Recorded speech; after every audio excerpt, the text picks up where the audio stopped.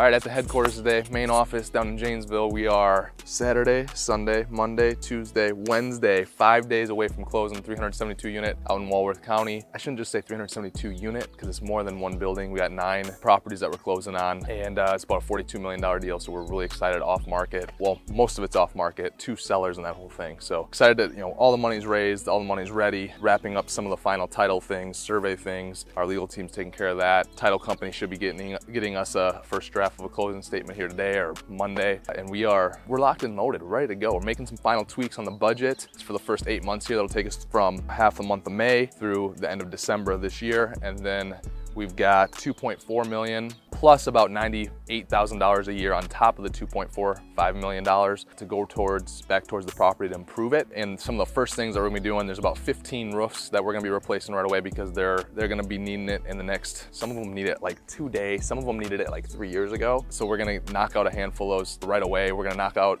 some of the other ones that are gonna be needed to be done over the next 1 or 2 years, just from a standpoint that we were able to drive better pricing, get about 10 or 15% off per roof by adding those in and getting a little bit bigger project. So got that lined up. We've got all the common area paint, all the common area lighting, all the common area carpet, new common area base trim, all lined up. New asphalt's going in. Now, I'm never a fan.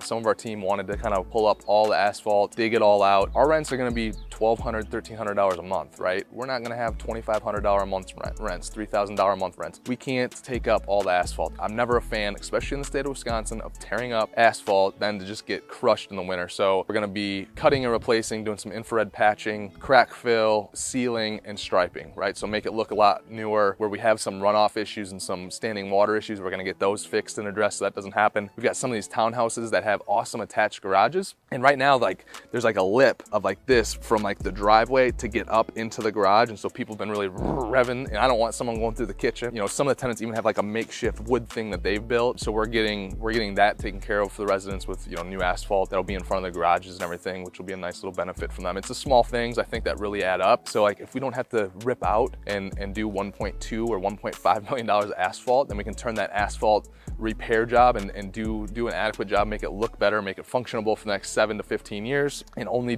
spend $300,000 on it like we're going to. No doubt it's a no-brainer to do that in my mind. And then we've got certain units that we're going to be doing, a lot of new flooring will be going in the units on the turns, a lot of new painting, not too many cabinets. I'm not trying to do a lot of, you got to ride this natural inflation thing. If you don't got to spend the money to get the money coming back to you, especially in this environment when things cost so much more to buy as far as supplies, but then also the labor to put them in. If you don't have to do it, we're not looking to go do it just to say we did it. Right now we're going into this deal, it's going to be cash flow positive day one. The rents are 25 to 50% under market depending on the unit type across 372 units. Now you do the math on that, and that's going to be a $42 million deal. It turns into a $65 million deal. Coming behind this deal, we've got another 64 units that we're closing late August on the west side of Madison, a couple duplexes, and then 2 townhome sites right in the same area of other portfolios. So it's going to roll right into our operations. We'll fold it right in. I've got another about 400 units I think we're going to have under LOI right behind that to probably pair with the 64 units. And then maybe behind that, we might have an 800 unit portfolio that will be closing as well. So right now there's a lot of people running around panicking like,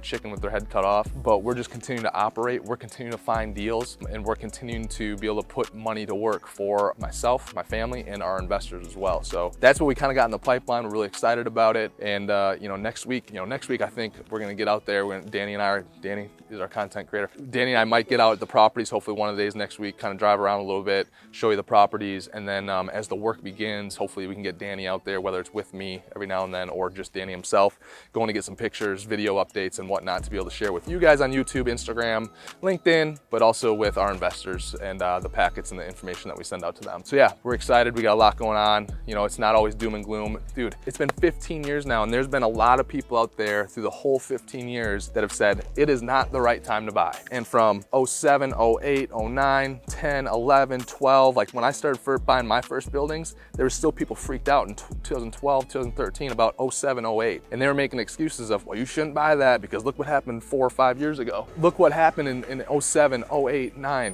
We don't want that to happen again. It's like, dude, that was 5 years ago, right? And so the things that we bought in 13 turned out really well for us. So that was the first section. People said, hey, just reflecting back.